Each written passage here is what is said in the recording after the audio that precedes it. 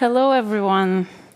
And as I said, welcome back and welcome to the third and last session of today, which has a focus on the locally led funding mechanisms in dealing with the current crisis within the humanitarian sector. My name is Goda Milashut, and I work as a research fellow at CHA, and it is my pleasure to moderate the session. I can't wait to present the wonderful panelists who are both here on stage and online. But before, I would like to mention a couple of housekeeping aspects. So as you know, the event will be recorded and posted on the CHA website and on YouTube. If you attend via Zoom, please use the Q&A section for your questions. And if you need technical support there, please send a direct message to the user called CHA info. And please adhere to our awareness guidelines mentioned before. And now I think we are good to go. So I'm very honored to present the speakers of this panel. We have Palestine Omar, who is with us. She is the Near Change Fund manager. Palestine has over a decade of experience in designing and managing multi-sectoral programs in fragile and conflict-affected contexts, and brings a deep commitment to local leadership, systems change, and equitable financing models. Many thanks for coming to our conference, Palestine. It's great to have you here. Also on stage next to me is Daria Rybalchenko, who is the director of the National Network of Local Philanthropy Development in Ukraine. There, Daria leads strategic initiatives focused on community development, capacity strengthening of local organizations, and the promotion of local leadership in humanitarian response. And together with her team, Daria is working to establish a Ukrainian pooled fund, which is led by a consortium of Ukrainian civil society organizations.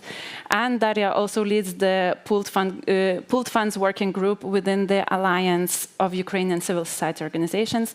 Thanks so much, Daria, for traveling here. I know it's been a long journey, so thanks so much for coming to share experience and expertise in spite of the difficult days that Ukraine keeps going through. We also have two speakers who are joining us online. Sohair Assad is a Palestinian political and feminist organizer and a movement advocate.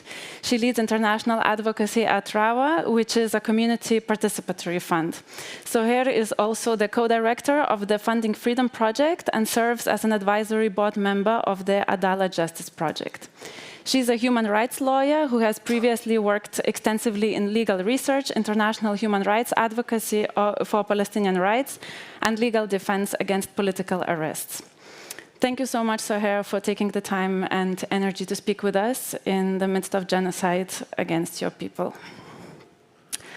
Lastly, please join me in welcoming Courtney Cabot-Venton, who is the founder and executive director of the Share Trust and a thought leader in international development finance, systems change, and locally led impact. Courtney has over 2 decades of experience advising bilateral agencies, philanthropies, and international organizations, and she has worked extensively to develop financing models that ensure resources reach the communities best positions to drive change. Thank you so much, Courtney, for joining us to share expertise in this area.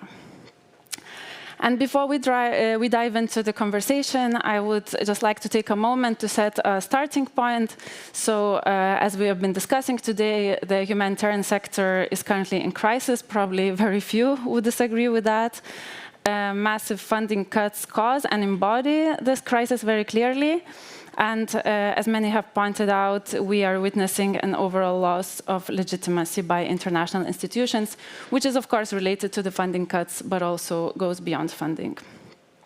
So in response to the sector-wide crisis, and we can actually question what we mean by sector, some actors try to cling to the status quo. They try, as discussed earlier, either to maintain business as usual as much as possible or make only cosmetic changes.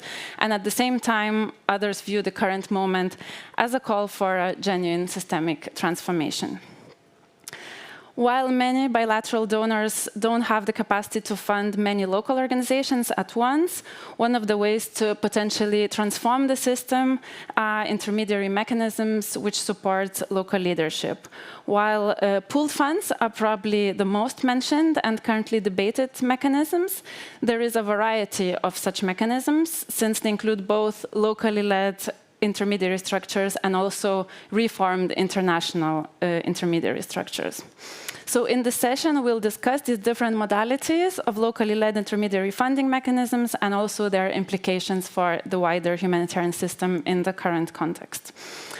And just before we start, I would like to tell you that as in previous sessions, after the panel discussion part, we'll have some time for questions from the audience. So I would just like to encourage the audience to think of questions. I know it's the last session of today, but please think of the questions that you might want to ask our experts and also the online audience to post them in the Q&A section as mentioned. And just a quick note for the two online panelists. So I can actually only see the person who is speaking here from the stage. So if you want to add something at some point, please just speak up. So I would like to start with you, Courtney. You have done lots of research on local intermediaries or locally led intermediaries and their typologies. Could you elaborate a bit more on the different modalities or types of locally led funding mechanisms, how each of them operate, and what are the challenges, risks, and opportunities associated with them? Over to you, Courtney. Thank you so much, and thank you for including me. I'm sorry that I can't be there in person, but it's great to see Daria again. We first met last year in Kyiv, and so nice to keep crossing paths, and delighted to be on a panel with all of you and learn from you. So my name is Courtney Cabot-Benton. I'm the executive director of the Share Trust, and a lot of the work that we did around thinking through intermediary models and local intermediary models in particular came about during COVID. I was asked to help lead FCDO's global COVID response on humanitarian cash and social protection, and saw a lot of appetite from country offices to support local actors, but not really knowing how best to do that. And we were really lucky to find online a bunch of very robust data related to the cost structures at UN, INGOs, and local actors. And a couple of years ago, authored a study on the economics of localizing aid, specifically through local intermediary structures, and found that local intermediaries could deliver funding at a 32% cost efficiency compared to international funders. Sorry, it looks like my camera's not working or is frozen. You guys can all still hear me though, right? Yes, we can hear you, Courtney. Okay, let me turn my video off and on and see if it helps. So we started to specifically look at intermediary structures because as we were working with bilateral donors around how to shift funding to local actors, we found that structurally it was almost impossible, even for philanthropy, never mind bilaterals, to issue many individual small grants to local actors. And there's also a very clear data point that it's very expensive. It's not an efficient use of funding when we're trying to get funding to local actors. So we started to look much more intentionally at this local intermediary space, and we just released a study looking at an initial mapping of local intermediaries. And so to answer your question, Goda, we looked at a variety of different types of intermediaries. We looked at pooled funds, but we also looked at coalitions and other types of vertical funds that were acting. And I know there's contention as well around the name of intermediary, but for the sake of argument, and we can relabel that if we need to, we specifically wanted to find local organizations that could distribute funding to many individual, smaller, more nascent organizations so that they could do their good work in the communities where they were working.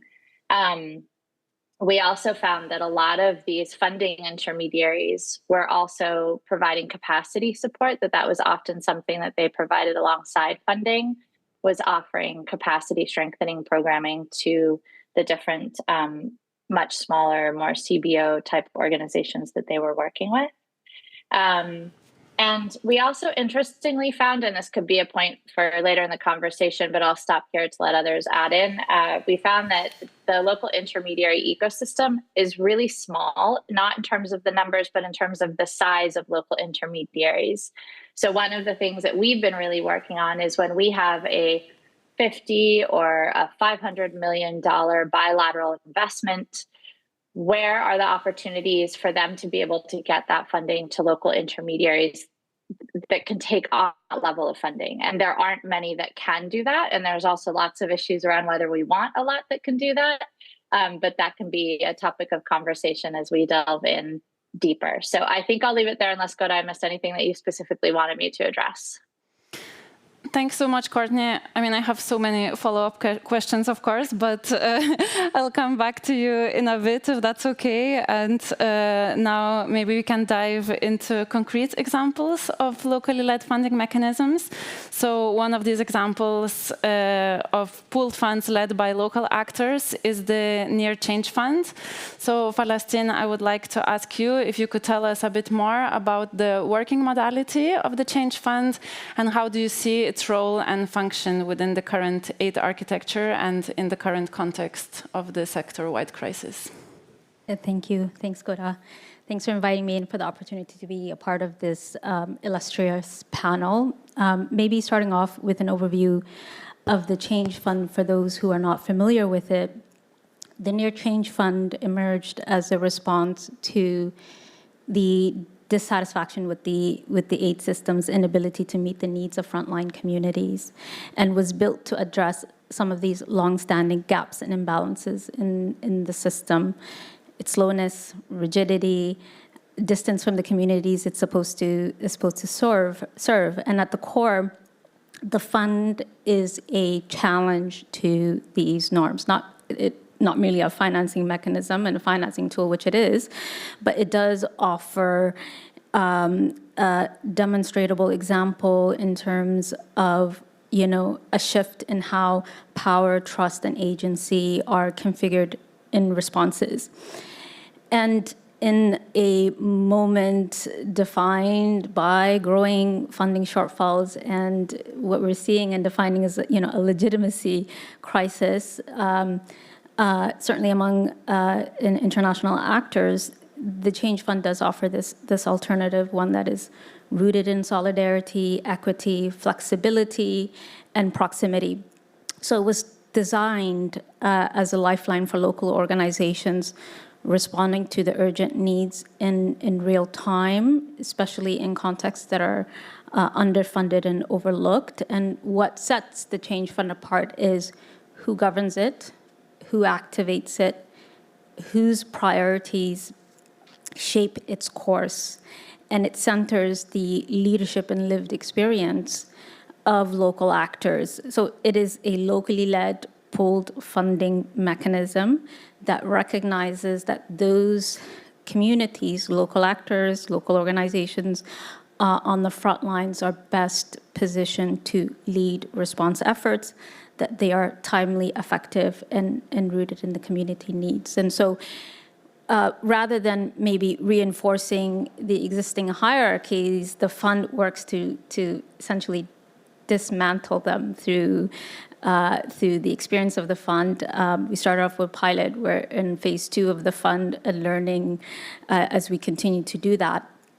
But it's dismantling that, and it continues to center and elevate peer decision-making, provides flexible approaches to financing. So we have different windows, and all of the windows, we have 100%, the grants that we issue are 100% flexible funding.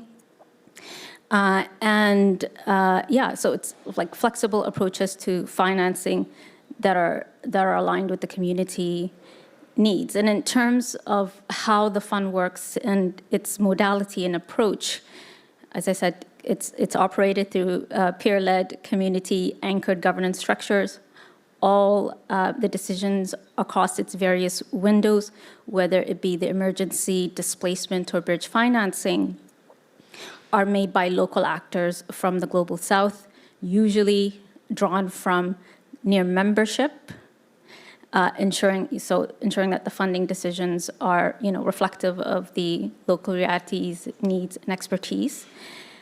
The various windows are activated by criteria that are developed by locally led governing bodies enhanced and that are themselves then further enhanced by ground level information from our members. And we do have regional representatives in the various regions who also contribute to that on the ground information, particularly when it comes to our emergency response window, and as crises are unfolding, they provide that additional context and information. Each of the change funds 3 grant-making windows operate in distinct contexts, but they are all grounded in the same core operating principles. So first is local leadership and governance. All decisions are made by locally led governance bodies, whether that be emergency response window. We have an oversight body for that. We are developing the oversight body and the governance structures for the displacement window, and we do have a separate governance structure for the bridge financing window. It's also rooted in trust-based financing. Applications are reviewed through peer accountability. It's not compliance-heavy processes. And speed and flexibility is a critical component of our work. So the tools that we use as a part of the grant-making mechanism and the timelines as well are designed to get funds where they're needed fast. Context, sensitivity, and relevance is also a cornerstone. The grant-making process is rooted in the local knowledge, led by local actors, and responsive to, again, on-the-ground needs and not external assumptions. And of course, this also ties back into our crisis monitoring report, particularly for the emergency window, and how that's informed by local actors who contribute to our ability to respond sensitively, sorry, that's not a word, in terms of being sensitive to the context.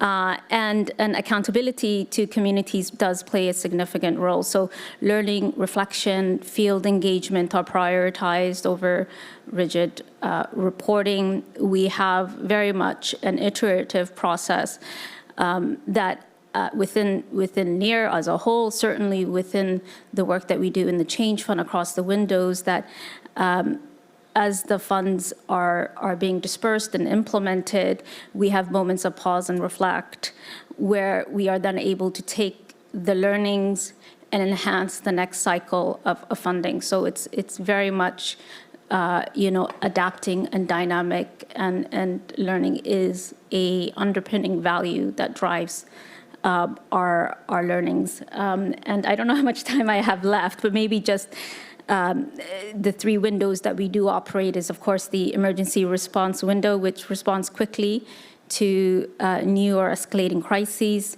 We have crisis declarations that are usually triggered within a 72-hour application window. Grants are reviewed, approved within 8 days using simplified templates, due diligence, and funds are dispersed rapidly and flexibly to enable local organizations to respond as quickly as possible without delay. So usually within 2 weeks or less, most of applicants who have been approved for funding are able to respond to emergencies. In the last quarter of 2024, we launched a displacement window, which focuses on displaced and refugee-led communities. This is with a strong emphasis on restoring dignity, supporting refugee-led communities, and enabling leadership by displaced populations themselves in terms of how the fund is designed. And we've just piloted the first set of grants in the beginning of this year.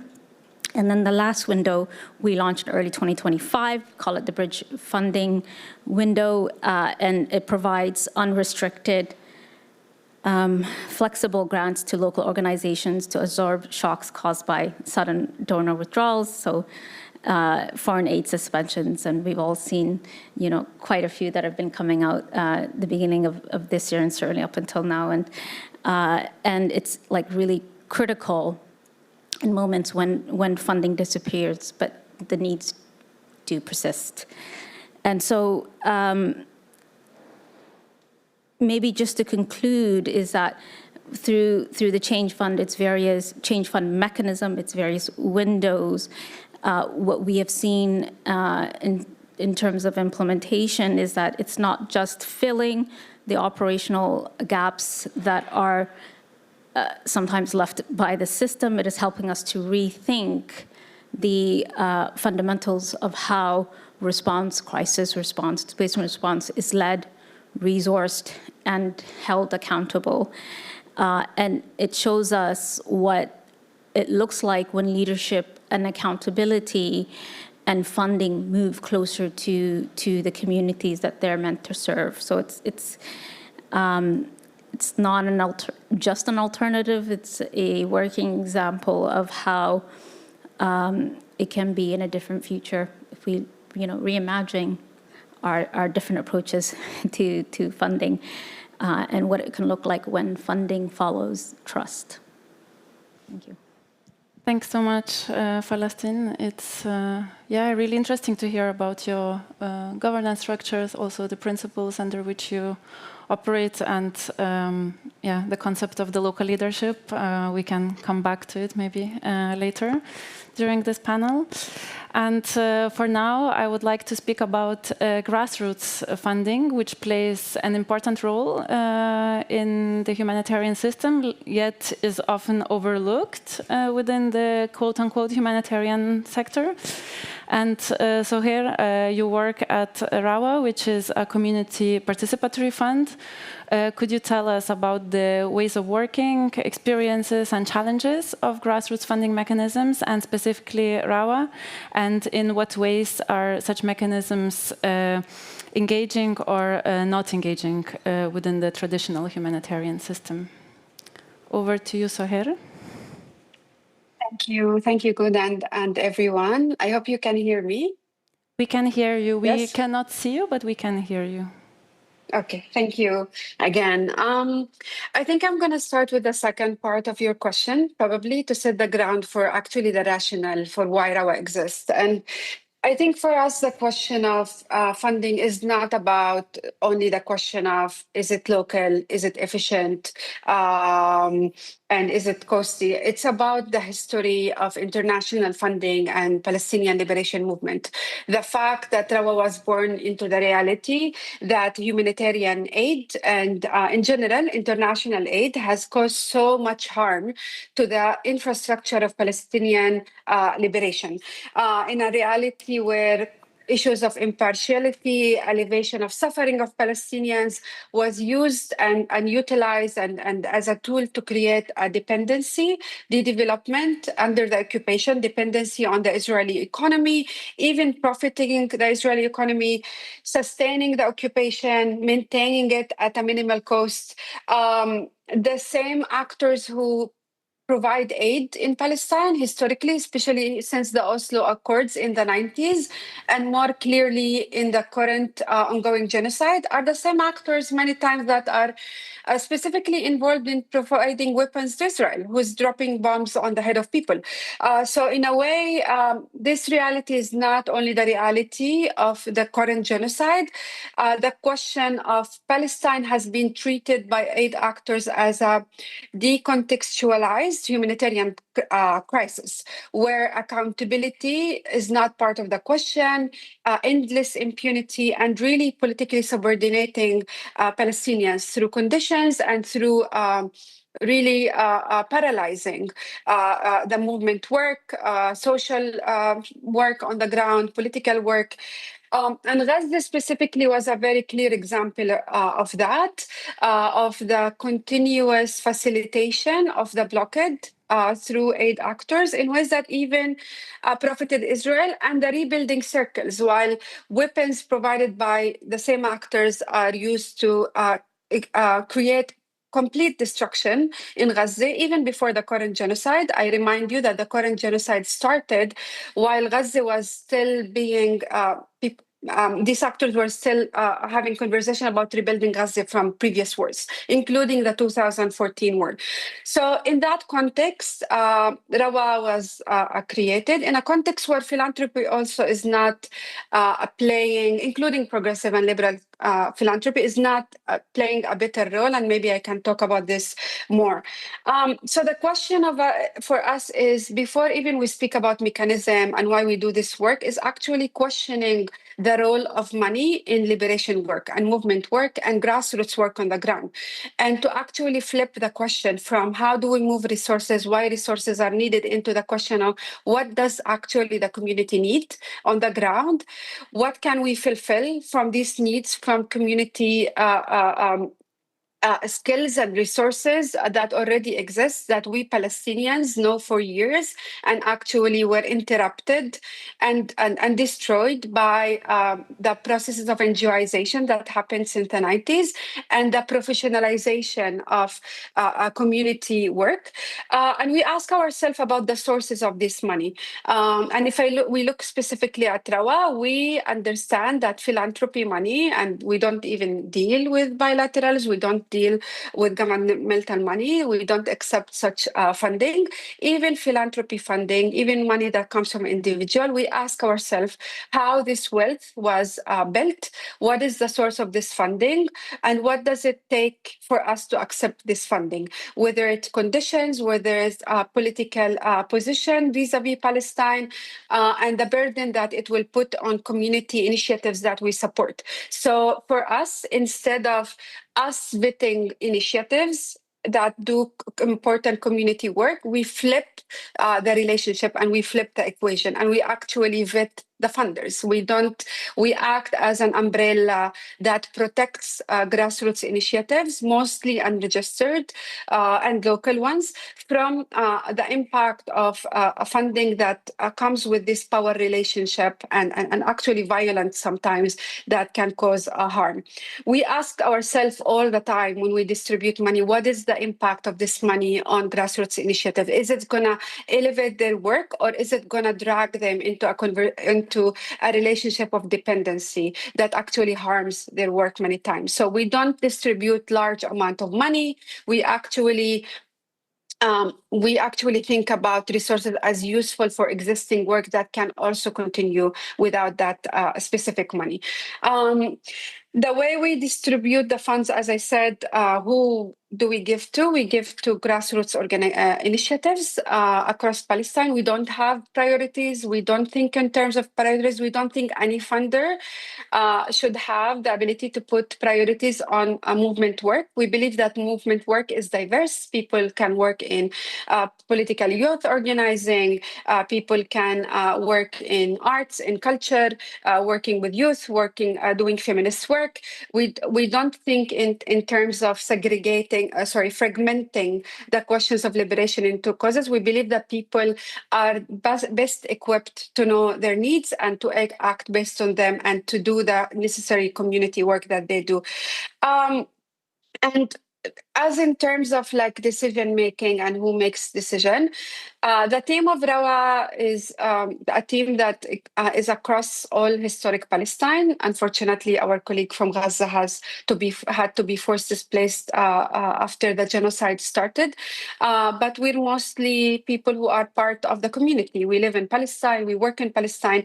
But we do believe that despite this fact, despite being a Palestinian fund, we still have power by the position of that money. So we don't make the decisions over distribution of money. Instead, Rawa has a participatory grant-making mechanism where activists from the community across Palestine, from Gaza, from the West Bank, from 48, from Jerusalem, nominate these initiatives, and then other activists come and take decisions, discuss these initiatives, understand the wider political context, what is needed on the ground, and vote on these initiatives. And this is not another creation of a localization process, because to be honest, USAID might create a local process. This is because I think sometimes we use questions of participatory or localization in ways that are depolitical. These activists in Dawa are highly political activists who do community work on the ground, and we're proud of it. We don't try to depoliticize community work in the way we move resources to that work.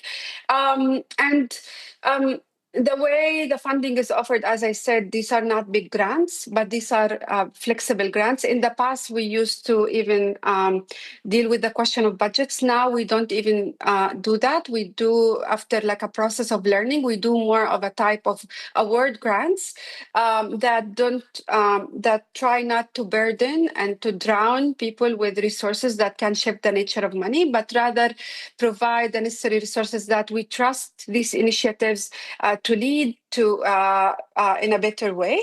And we and I think the previous speaker, I think Palestine said that we don't like use the term of reporting as well.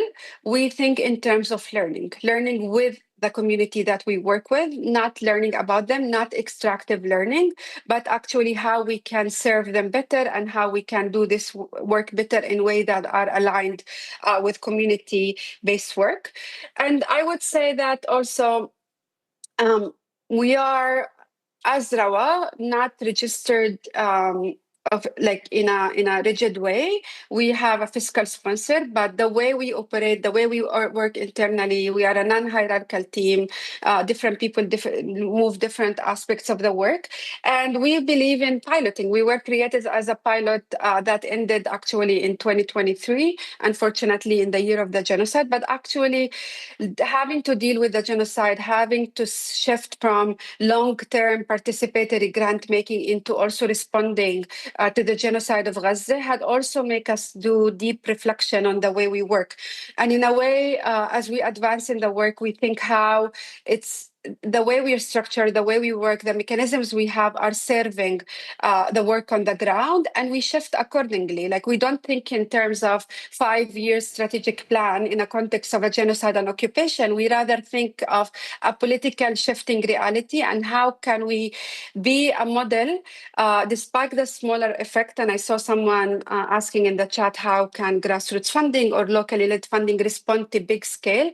I think this is not the aim. The aim is not to respond to all the needs on the ground, especially during a genocide. The aim is to create a model that starts to create shifting in the culture on the ground, and to be as flexible as possible to adapt to that, which is the nature of liberation work, the nature of movement work that we're trying to support. I'll stop here and maybe I can address other issues in the coming questions. Thanks so much, Sohair. Thanks for sharing, and I find it very important to have this perspective highlighted. And a bit later, we can speak more, maybe about more of the implications of grassroots funding at different levels and other aspects. And to close the first round of conversation, I would now like to turn to Daria, who, as mentioned, leads the National Network of Local Philanthropy Development in Ukraine. Daria, could you tell us how this network operates? And I'm also really interested in its experiences with hosting the Ukraine Local Pooled Fund. If you could tell us about that, please. Thank you for the question. National Network of Local Philanthropy Development is a community foundation network, and originally community foundations are territorial-based organization who are accumulating resources and supporting local initiatives. And in Germany, there are a lot of community foundations. You may learn about them more. We are working on pretty similar model in Ukraine. So originally, it's a grant-making organization who supporting local initiatives with grants like 50 euros to a few thousand euros.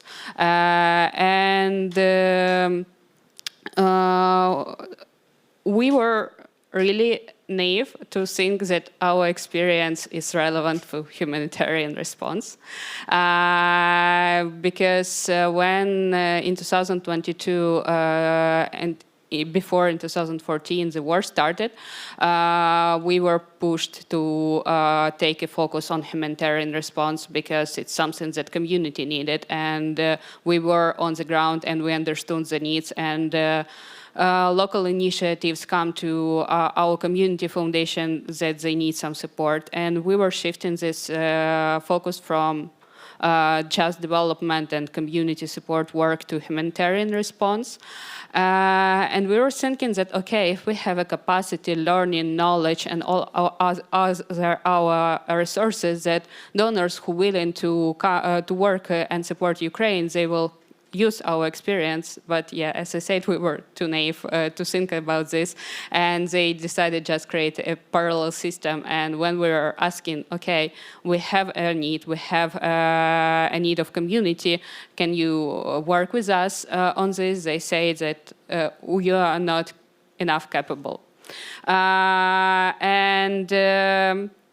But we continue to share our experience, learnings, and understanding the sector. And in 2022, we participated in a research that was done by Disaster Emergency Committee about localization in Ukraine.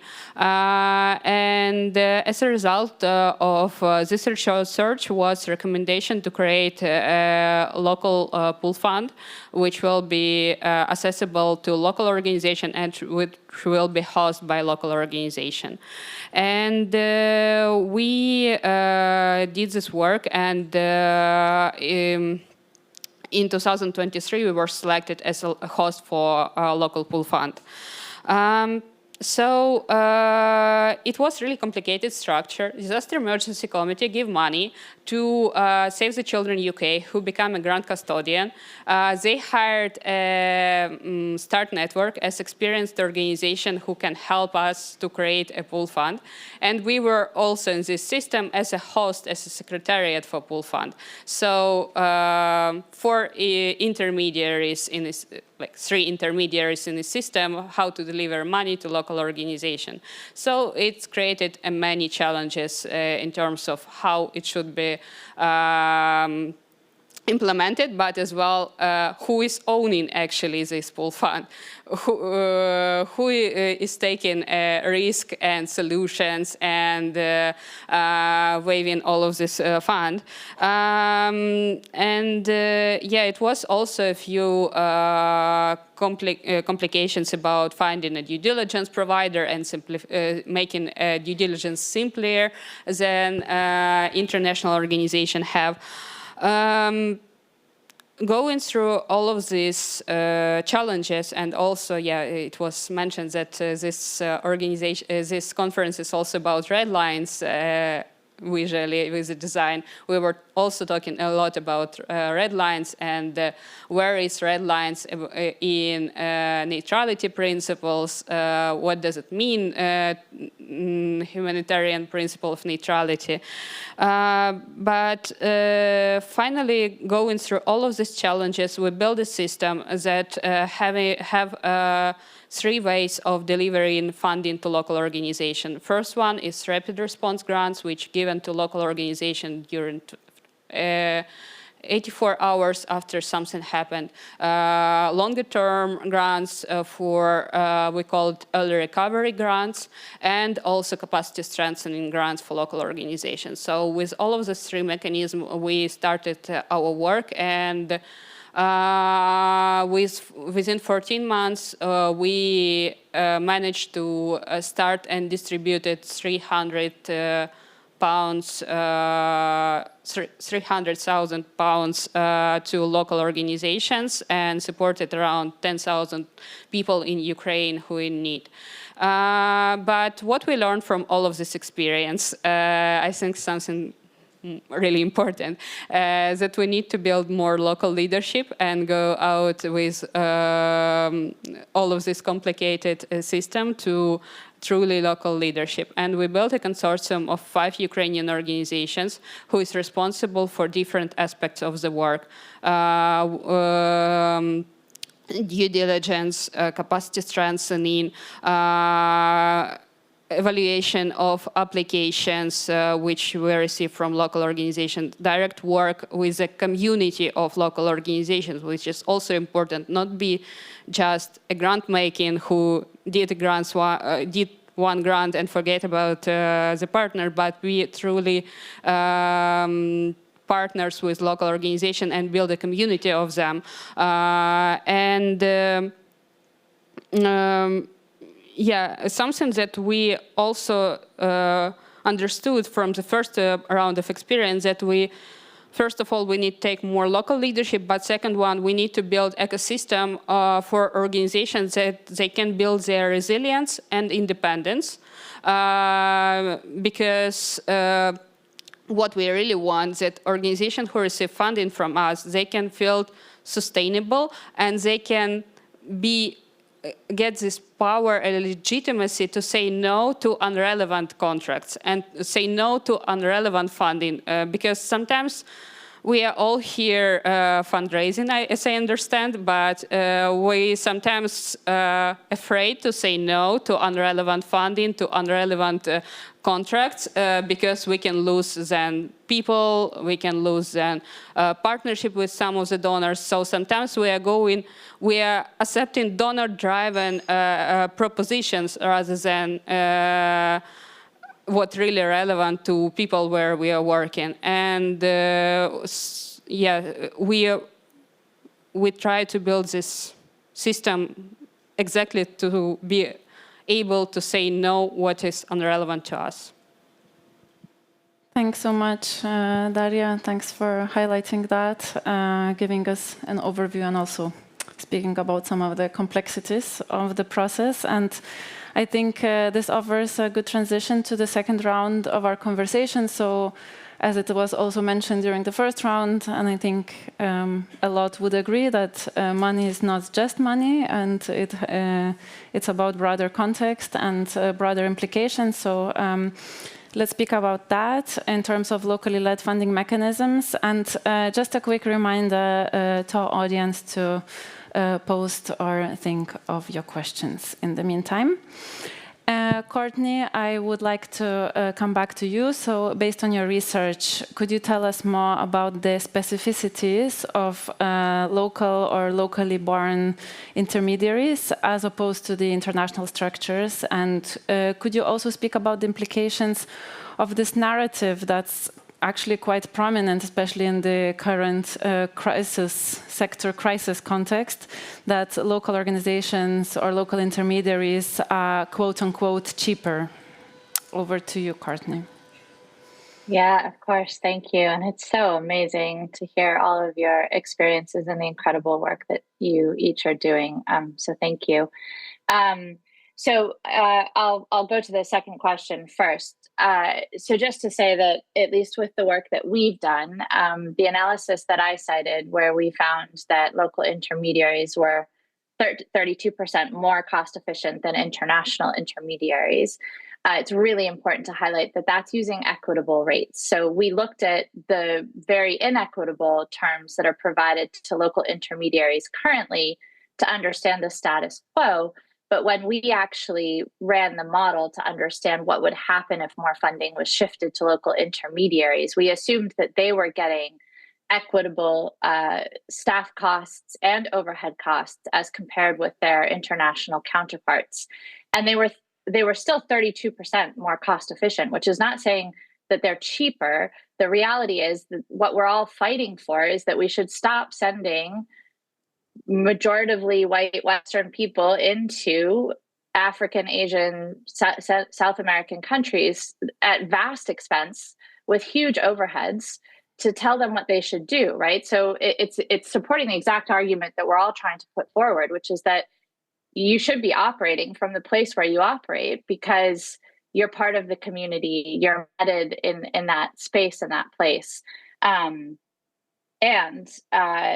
Reality is that the cost of living for people to operate in their own country as opposed to being shipped across the world, which is not helpful on many levels, makes a lot more sense financially. And those dollars, particularly with what's happened over the last 6 months, are unbelievably important right now. So we cannot ignore the fact that those dollars translate into money that can be supporting people and filling the gap of a lot of what we've lost over the last few months. I think, though, one of the things that I really hear from this group and that we see consistently in our work is that we need to be a lot more nuanced about how we talk about local intermediaries.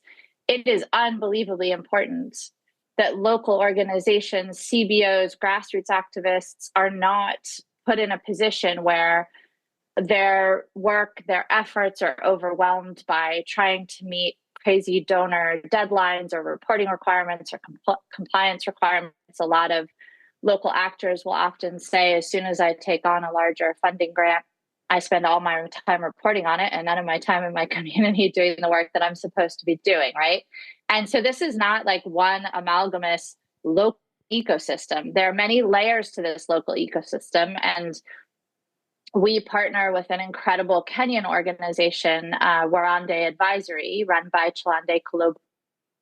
And she always says to us, why does everybody assume that because it's local, it's good? There are also power dynamics and power structures locally. And we see large-scale national intermediaries able to suck the power right out from their local communities. And other times they're fantastic. So I think we need to be much more nuanced in understanding that we need the grassroots initiatives. We need the local CBOs and the local government. We need the national level actors, both government and non-governmental organizations, and we need the international system. Another thing that I found consistently, at least on my journey in all of this, is that when we talk to local intermediaries,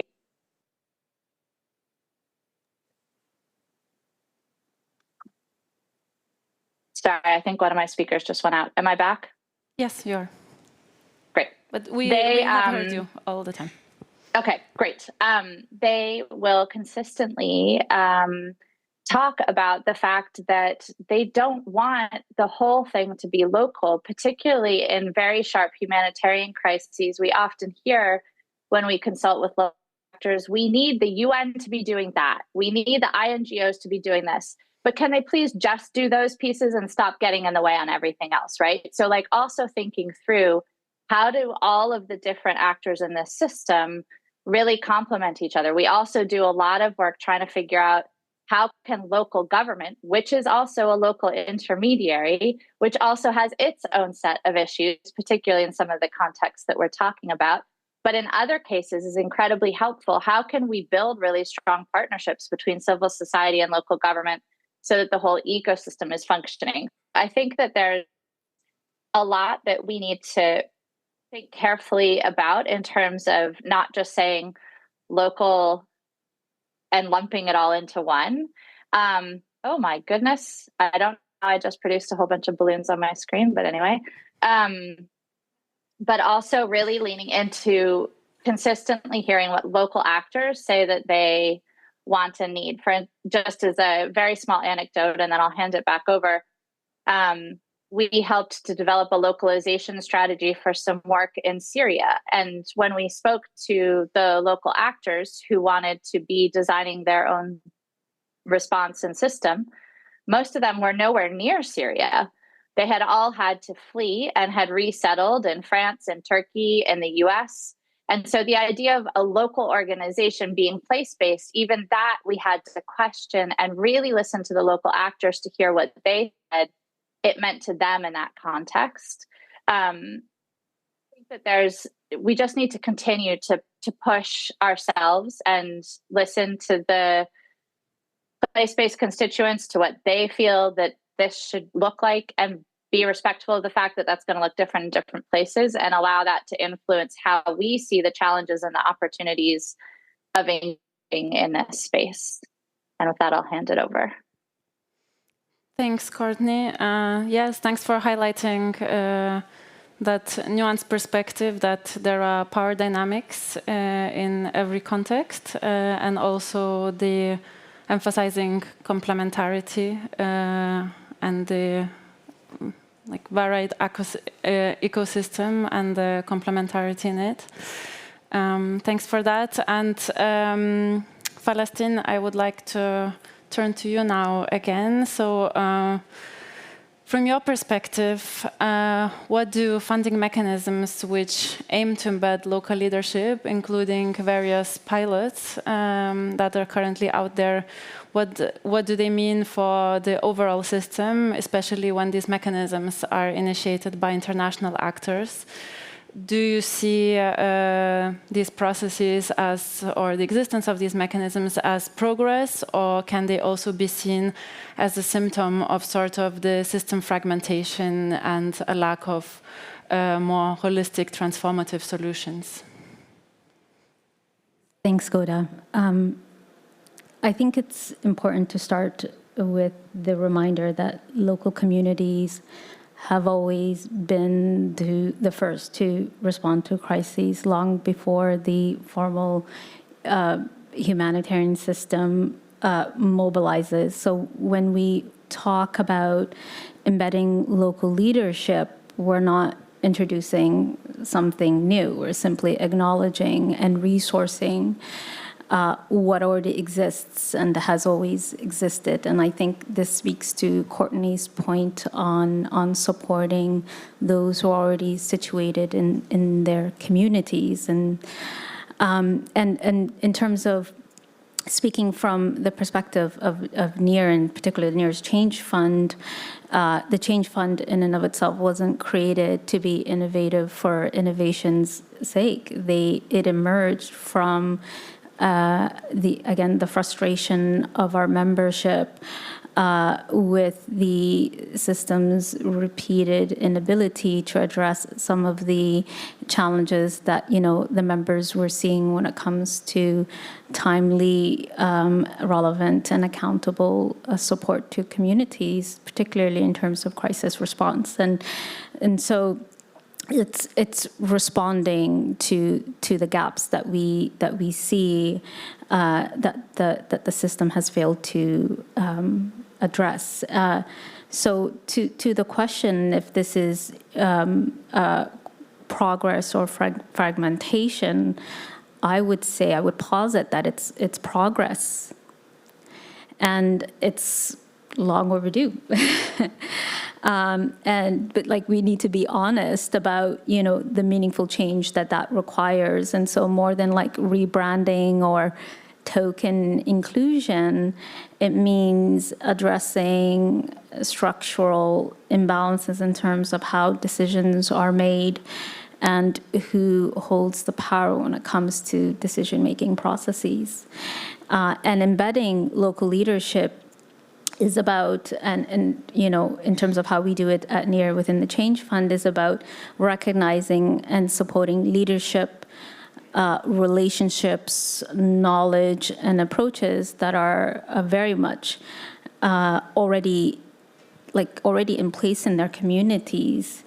And what we need now is that structural reform to support it, to bolster it, and to help us genuinely shift the power, not just the language around it, not just the language around it, and to help us, move beyond some of these performative commitments, and the consultations that we're seeing, but they tend to be superficial in nature, to real meaningful approaches and meaningful engagement of communities and local leadership in decision-making processes, so that communities are not just included, but that they are in charge. And I think, it's often locally led mechanisms, and embedding local leadership is framed as either disruptive or fragmented. But from our experience, they offer diversity, not dysfunction. And they provide a more grounded and sustainable and ultimately legitimate responses when it comes to communities, when the communities are embedded in the local leadership, and especially in cases when the system is too centralized and slow to adapt. And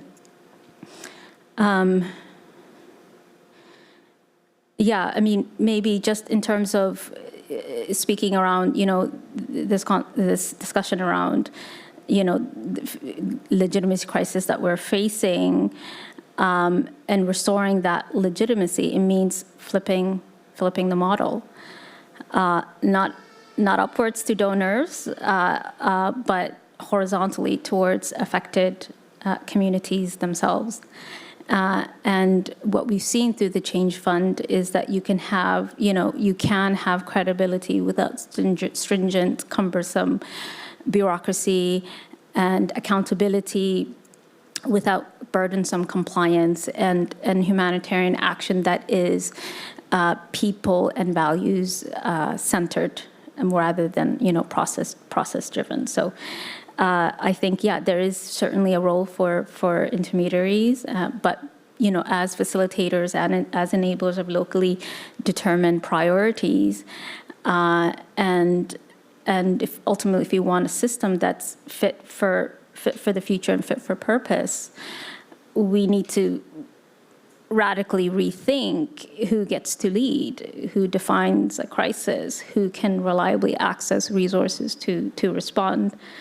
And so what I would say and offer is that instead of viewing embedding local leadership as fragmentation, we should see it as clarity about where leadership has always existed, and where it must be centered moving forward.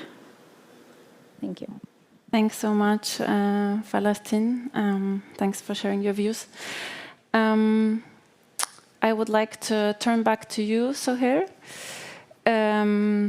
So you have highlighted or told us about how RAWA came into being, in which context, also about your granting and vetting processes, and of course they differ quite a lot from the mainstream humanitarian structures and processes, and we are currently in the midst of the reset discussions and how to deal with the sector-wide crisis. What do you think that the humanitarian sector can learn from the grassroots and movement actors? Thank you, Guda. To be honest, I don't know how to answer this question about what the humanitarian sector can learn, because I don't think the question for us is about the different actors reforming. I think we reached into a level of, apocalyptic horror in Gaza that we cannot even address this question without seeing how the extreme manifestation of high humanitarian aid is weaponized in the ways we're seeing now. And I think because the humanitarian aid systems, as I described before, has worked for so long in ways that sustain the occupation and maintain impunity and allowed even the occupation to profit, we're seeing now actors that are coming into the picture and even pushing us to more extreme scenarios. We're looking at the Gaza Humanitarian Foundation that started to operate in the last month, and so far 500 people were killed waiting for bread, waiting for food in the death traps that is this humanitarian foundation. And I think we need to look at this case and really understand how humanitarian aid is weaponized to actually force people to submission, to trade dignity, to trade their existence into food, into basic survival, and also how it's weaponized into directions of displacement. So I think it was you, Palestine, that said that it's not that humanitarian aid comes to offer something that people don't know how to do. After the genocide started in Gaza, many of the initiatives that we used to work with were destroyed completely. Those who used to work in art, in support for children, in culture, and different areas of work were destroyed. But the people that lead them, the community that we had from the cluster members, who are the activists who make decisions over distribution of resources in Rawa, or the leaders of these initiatives, organized very, very quickly with hundreds and hundreds of initiatives in Gaza that immediately started one of, I would describe, the largest network of grassroots initiatives that we can see in the history of wars, to really be able to seize every opportunity to give solutions to their community, from pumping water to distribution of food to really giving any ability to give structures or tents to people who are displaced, and really against the odds of extreme conditions of genocide, to self-organize and use any resources, any tools that they find in the community to organize. So in the reality of a continuous genocide, in the reality of really weaponizing of aid, I think the role of those of us who can continue to move resources, whether we are Rawa based in Palestine or other actors like philanthropy, is actually to direct money to these grassroots initiatives who care for the communities the way they care for their own families, the ones who actually know what's happening on the ground, the ones who know the reality on the ground. And I think we cannot address the question of why grassroots organizing is important without understanding beyond the role of humanitarian aid, because I think what is overlooked often is also the role of philanthropy, and philanthropy is often gets off the hook in that conversation, especially progressive and liberal philanthropy. But to be honest, historically in Palestine, the role that philanthropy has played, the harm that it has caused, is not very far away from the consequences of humanitarian aid that might have had a macro impact on the infrastructure for liberation in Palestine. But the process of NGOization that philanthropy has created, the competition, depoliticization of the work, and the create of conditions of punishment, of censorship, of really professionalizing movement work on the ground and grassroots work. And really, the biggest harm was shifting the culture of the way people do the work, shifting it into individualistic patterns of doing the work, viewing the community as recipients, speaking in terms of services, and really, and I think it was Courtney, maybe you spoke about that we look at, we use this term local, and for me, I have a big problem of like lumping Palestinians or lumping any community in the global south under the term local.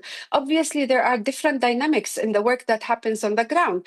And funding has often created not only power dynamics from the foreigners versus the local community, it created power dynamics internally of who the aid actors, who philanthropy chooses to empower. And it's usually those who are easier to swallow to these actors, those who are not categorized as the radicals. And we've seen this in many places in Palestinian history where youth organize or people organize on the ground in revolutionary moments, and immediately philanthropic and aid actors intervene with large amount of money to tip the scale towards who they viewed as the right way to do work or reformist work under occupation.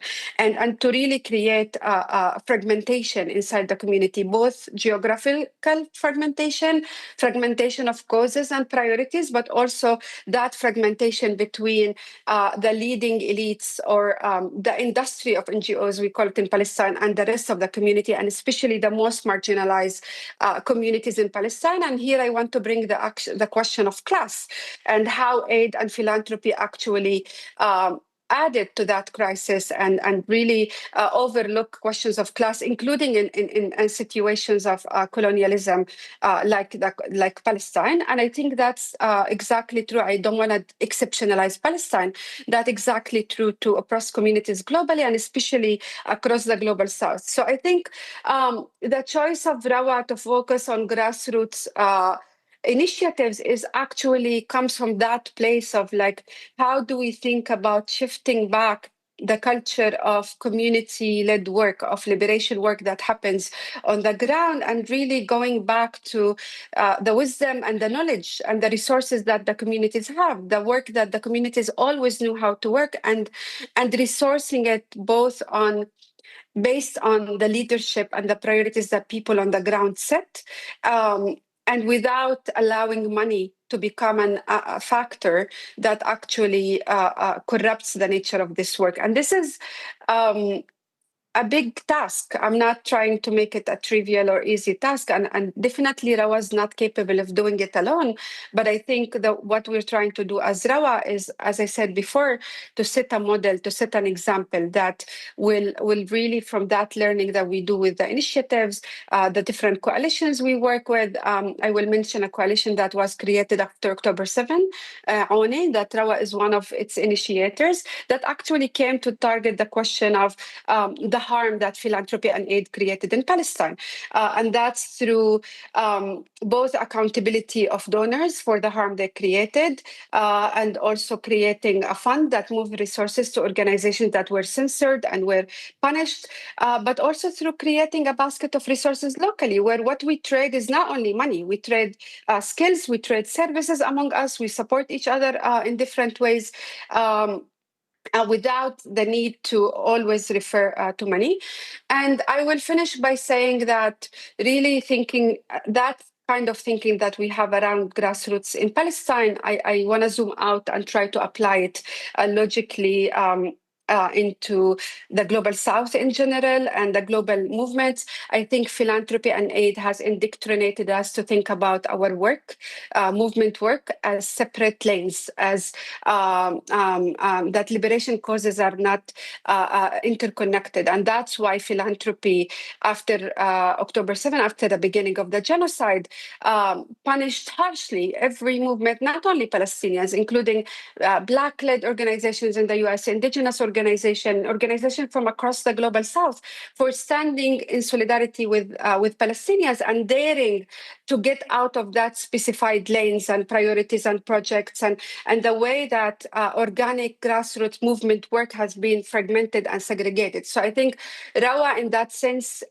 is part of a bigger mission that is many grassroots funds globally are leading. Many intermediaries, and again, I don't think we should also lump intermediaries into one, because there are intermediaries that are doing amazing work in standing, in being there in the service of the movement, and there are intermediaries that are creating harm as much as other aid actors are creating. So I think the question is not a question of only mechanism, it's a question is like how each funder are viewing themselves in the vis-a-vis the movements, and how in the rising global crisis of genocides, wars, and rising fascism, funders do not sacrifice the movements, do not throw movements under the bus while trying to survive, because there is no point of the survival of these funding structures if they're not geared towards supporting those who are on the front lines, supporting those who are doing the actual work on the ground. Thank you. I think I'll stop here, and I'm happy to take any questions later. Thanks, Soher. And yes, definitely gives a lot to think about in terms of the application of the do no harm principle, which I think has been mentioned today so far several times. And is, at least theoretically, one of the main humanitarian principles. Before we move on to the Q&A, Daria, I would like to ask you, from your perspective, how can local leadership be truly embedded into intermediary funding mechanisms, especially when they are initiated by international actors? We have mentioned the term local leadership several times today and during this panel, and it could be said that it's a bit of a risk, at a risk of becoming another buzzword currently, a bit similarly maybe to the term localization.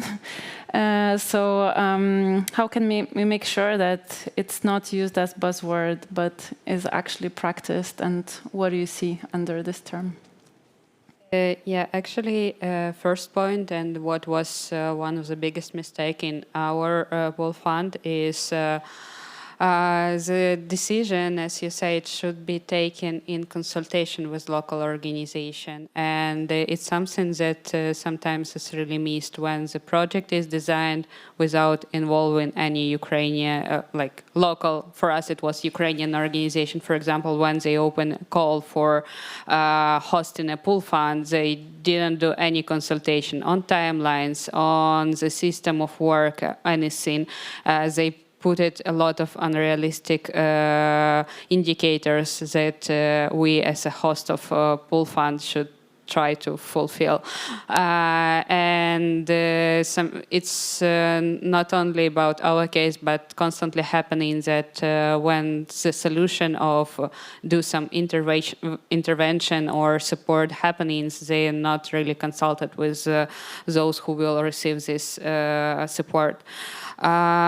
Secondly, it's really important to also start with the wording. Is it really about intermediary, or is it about partnership of those who are having resources like money and those who are having resources as local knowledge and local connections? Because it's also a really important resource, which is always not counted really good.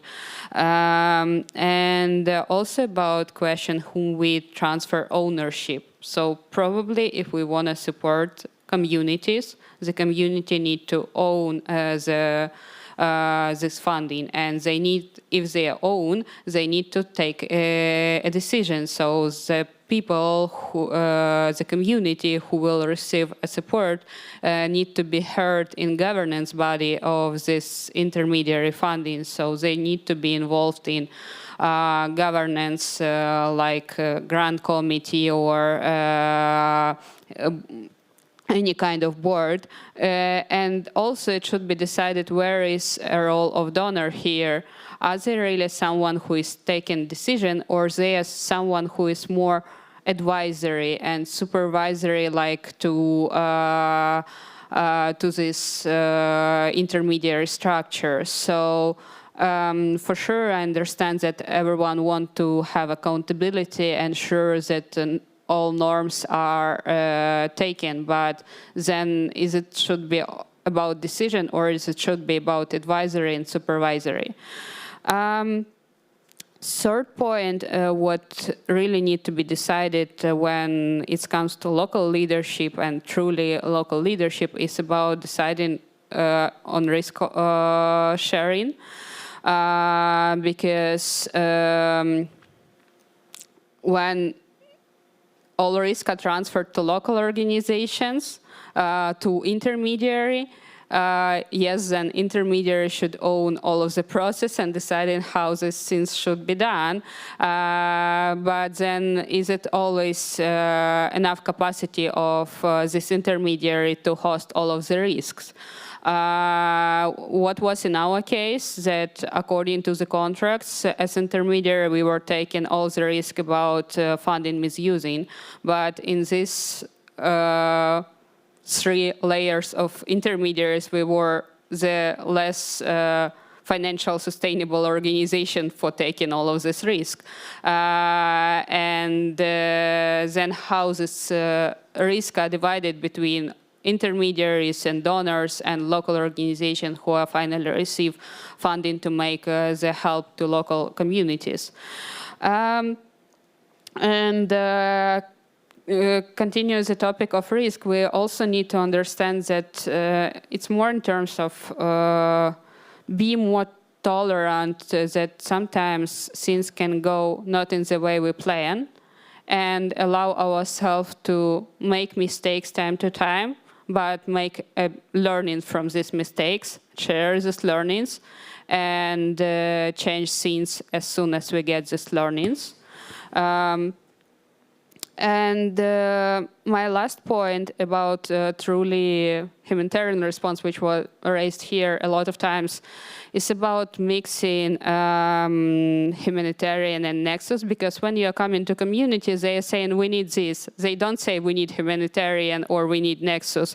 They say we need this. There is a really good quote, would I say, give a man a fish and you will feed them one day, but give them, teach them to fish and they will be no hunger.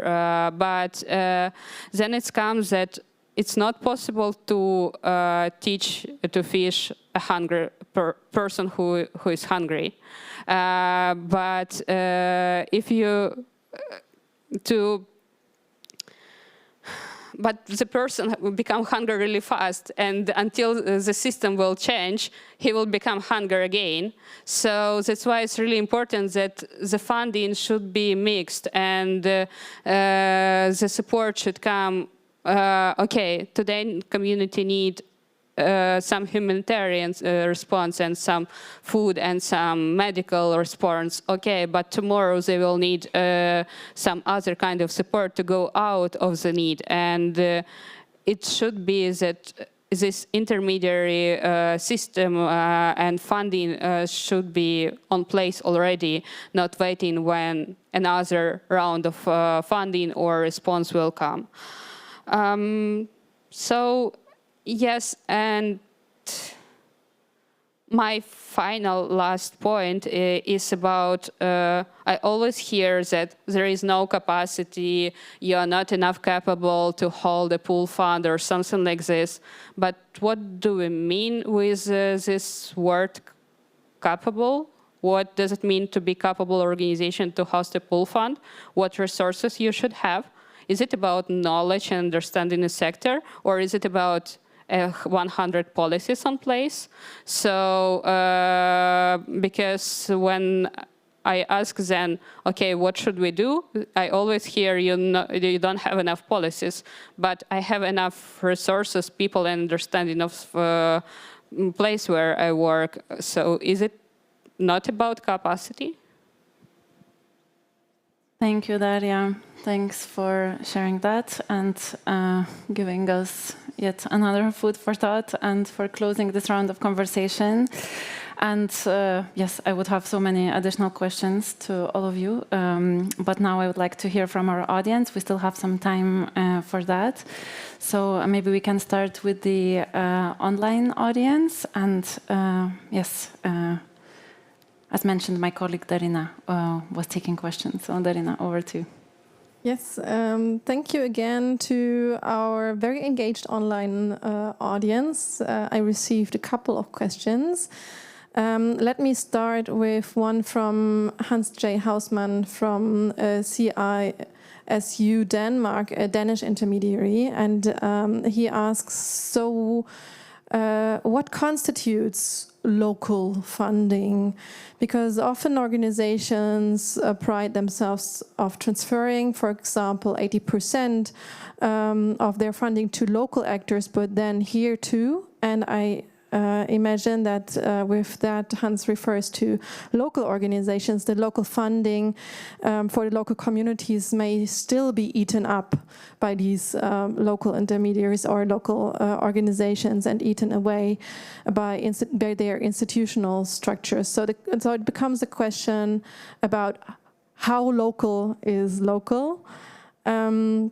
Secondly, we have an anonymous question referring to Suhir's input, where she mentioned that Rara's model is explicitly political and that they promote a specific political vision for the region. So the question is, how do you balance that vision, political vision, with upholding humanitarian norms? And Nguzo Zeleke, sorry for misspelling if I've done that. He's asking for more examples where locally led funding mechanisms responded more effectively to a humanitarian crisis, and then also hints upon pooled funds and locally led pooled funds specifically are just one way to answer the current crisis, but are there also different ideas in the room maybe how local organizations can sustain and scale up what they do in these times and contexts of shrinking humanitarian funding. And last but not least, Afonisha Liamuya, again, sorry for misspelling if I did so, asks, how do you see the growing collaboration, partnerships between humanitarian organizations and private corporations to address the shift that is needed in the current sector? Maybe you have some insights with working together with them in your pooled fund mechanisms as well. But yeah, again, it's just challenging us to look a bit beyond this mechanism. And that's all from the online audience. Thanks so much, Darina. So maybe just to summarize, so there was a question on the working modality of the local intermediaries. There was a question to Sohair about kind of uniting the political vision of Rawa with humanitarian norms, then different ideas, potentially different ideas of sustaining and scaling, and last one was about collaboration with the private sector.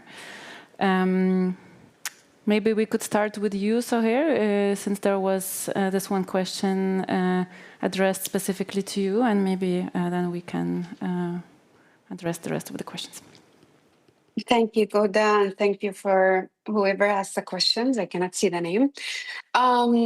So first of all, I think it's not Rawa that have the clear political vision. It's the people who are in the grassroots movements who have the political vision. Rawa is a grassroots fund. Rawa is just an umbrella that moves resources to grassroots. So I think when I said, I recall that I said political, I was referring to the activists that are volunteers in Rawa in the decision-making mechanism. And those people do not necessarily have the same political agenda or the same political, engage in the same political work. They're just activists and people who have done initiatives, have led initiatives of done movement work on the ground.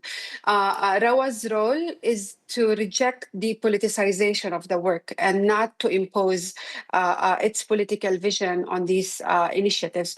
This is not to say that the team in Rawa is not political, but I would say we have political principles. We have principles on how we see our communities, community. We have a vision of how we want to do the resourcing work of grassroots work and movement work on the ground. So I hope that clarified that aspect. And the second part of the question speaks about how do we balance this type of work that we do with humanitarian norms. Well, I would say we don't do humanitarian work. Like our mandate actually comes to challenge the assumption of neutrality, impartiality of humanitarian work. And I think everything I described before is how actually humanitarian aid work is not only has proven not to be impartial, it has actually been weaponized against the Palestinian people. And I'll give an example. We look at people now are mourning the loss of the funding of USAID. USAID in Palestine was never welcomed. USAID in Palestine was always viewed as part of the work that pushes to subordination of Palestinian. And recently, with attacks on refugee camps, not in Gaza, in the West Bank, and the complete destruction of refugee camps in Tul Karim and in Jenin, suddenly USAID, before the cuts of the funding, offered funding for grassroots initiatives in amounts that reach $100,000. That is way beyond the budget of these initiatives or these organizations. And we know how heavily USAID conditions are, but in this case, they didn't have a lot of conditions. The main condition they have is that this money needs to be used to resettle Palestinians outside of these refugee camps, in the cities outside of the refugee camps, and cannot be used in any way to rebuild the houses or structures that were destroyed by the occupation.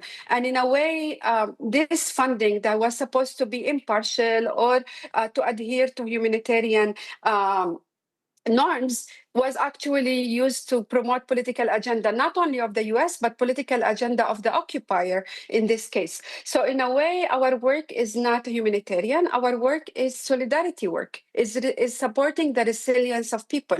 Instead of charity, instead of looking at people as these passive actors, we look at our people are people who are engaged in the struggle, people who are political leaders in their community, political initiatives, or others that do the work. And our role is to make sure that the resources that reach to Palestine are solidarity resources that come to empower the resilience of the people and the work that people do, and not to be viewed as humanitarian or charitable, even when they're used to support the immediate needs, like bread, like water. We don't accept them in the ways that we see manifest recently in Gaza, but throughout Palestinian history. I hope that clarifies and answered the question. Thank you. Thanks, Suhair. And since we don't have much time left, I just thought maybe we could take a couple of more questions from the audience and then kind of lump them together a bit and maybe address all together. So maybe just 2 quick, if possible, short questions, if there are any. We have one lady in the front.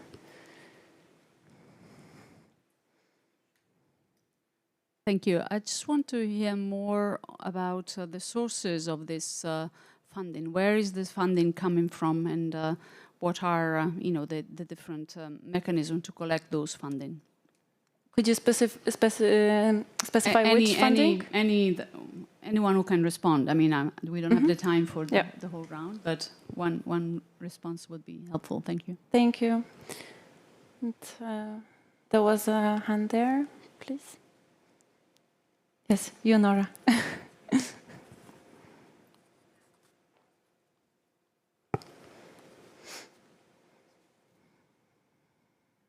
Thank you very much. My name is Nora. I work for Oxfam, and I just wanted to say I really appreciate the work that you're doing, and I'm really grateful for the insights you shared.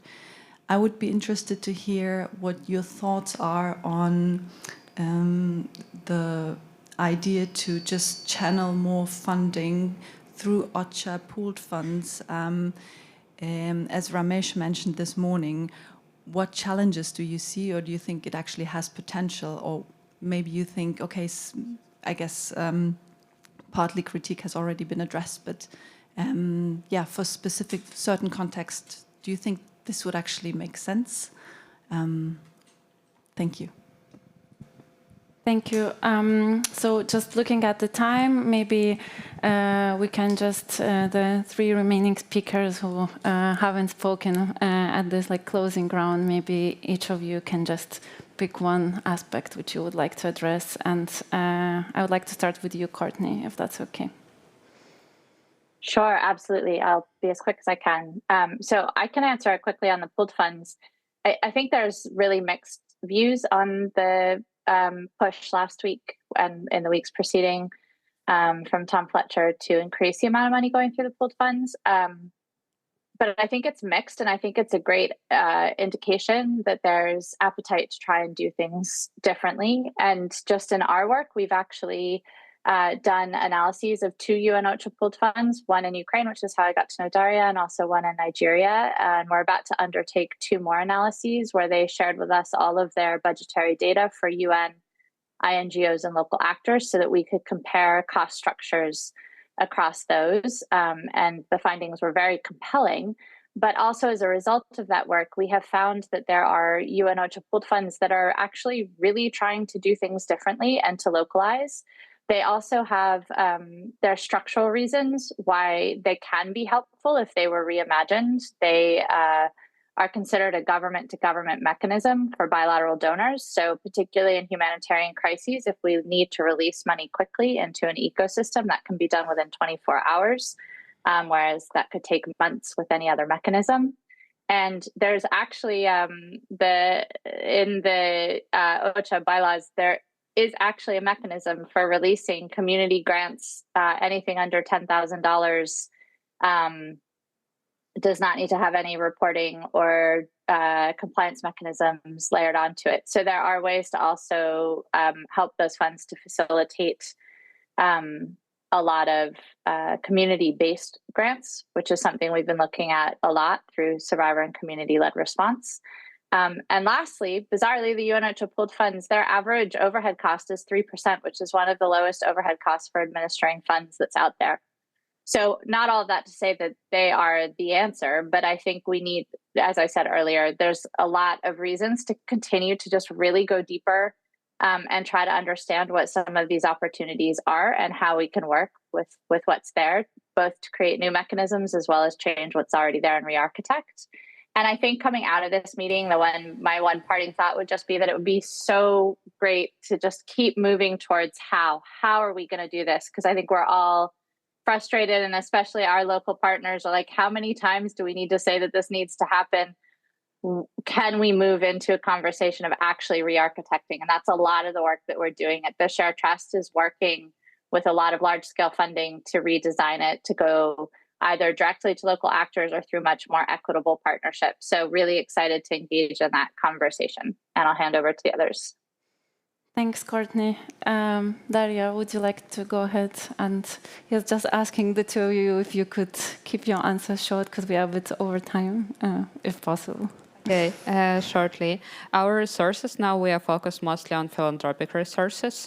We put it in focus, and we are trying in parallel advocate to institutional funding to those embassies that are presented in Ukraine and interested in potentially support pool funds. When locally led funding was more effective than other mechanism, actually, firstly, it was really interesting reports that Courtney done by from OCHA, and it's really interesting numbers. I will not focus on it right now, so please feel free to find it. But another point, when we were financing local initiatives and truly give the ownership of these projects to community, they bring so much many other resources that this project in a cost grows twice more. And this is effectiveness. When you're supporting a community place, and then like for refugees or internally displaced people in our case, and then these people who are from local communities and who are internally displaced people started to bring much more resources to these places, it really grows much more. And this is for us when projects become more effective than just one-time support. And about OCHA pool funds, why it's not a solution for Ukraine? I mean, OCHA country-based pool fund in Ukraine did a lot of job to become more localized. Really, it was a lot of changes and simplification of processes. But when we come in Ukraine and the scale of response that is needed and number of people who are displaced or need a different kind of support, it's coming that they cannot manage so much applications. And it's about just capacity and number of applications that you can manage for some period of time. And even now when HLF and started a new country pool fund, they received 360-something applications in Ukraine. And it's about big number of Ukrainian NGOs who are making response in really small communities. That's why for Ukraine it's about diversifications of those who can manage to support local grassroots organizations, because it's still some bureaucratic work that you need to do and for reporting and everything. So yeah, for us it's not a solution because there is need to be diversification. Thanks so much, Daria. Palestine, would you like to close the round? Maybe just starting off with NEAR, which I don't know if I've mentioned at the top of the presentation, stands for Network of Empowered Aid Response, is a network of global South local and national organizations that, so we have 300 members, I think over like 40 plus countries.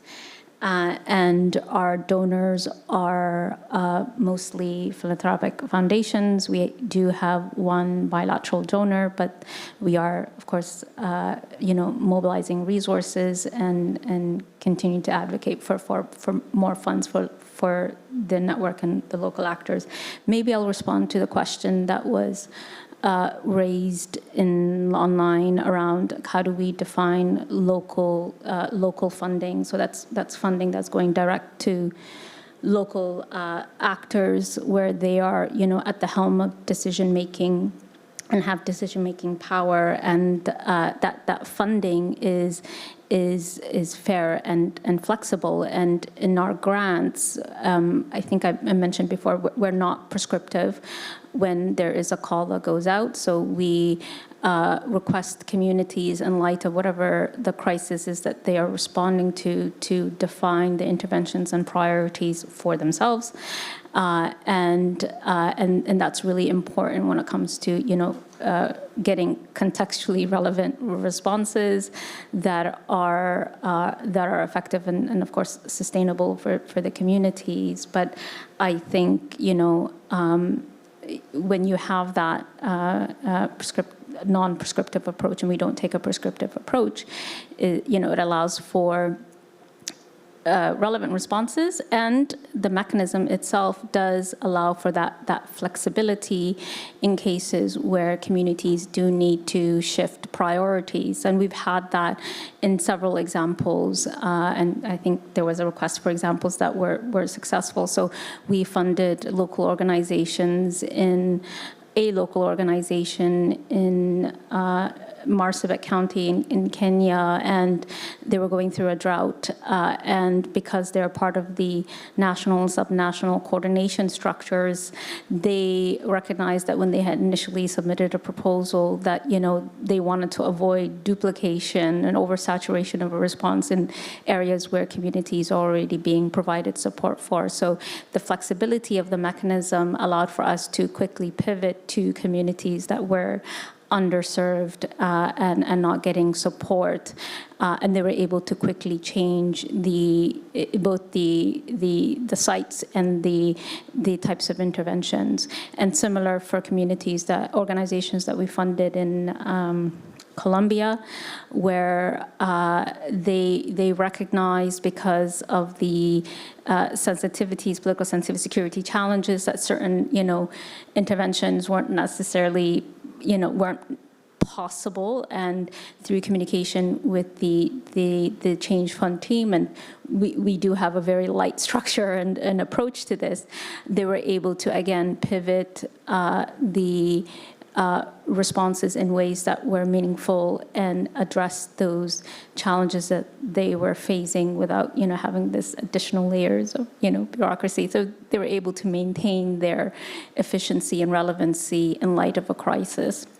And so this is why we advocate for local funding as directly as possible, because those communities know what they're facing, they know what the challenges are, and they're able to adapt as needed in ways that are meaningful in terms of response. And maybe one final example was in the case of a grantee that we funded in Malawi was able to, in two cases. So in the case of Somalia, we funded grantees that were able to then use the resources to unlock larger access to resources, humanitarian resources that were available because of the evidence and example of, the ability to implement resources through the Change Fund, projects through the Change Fund.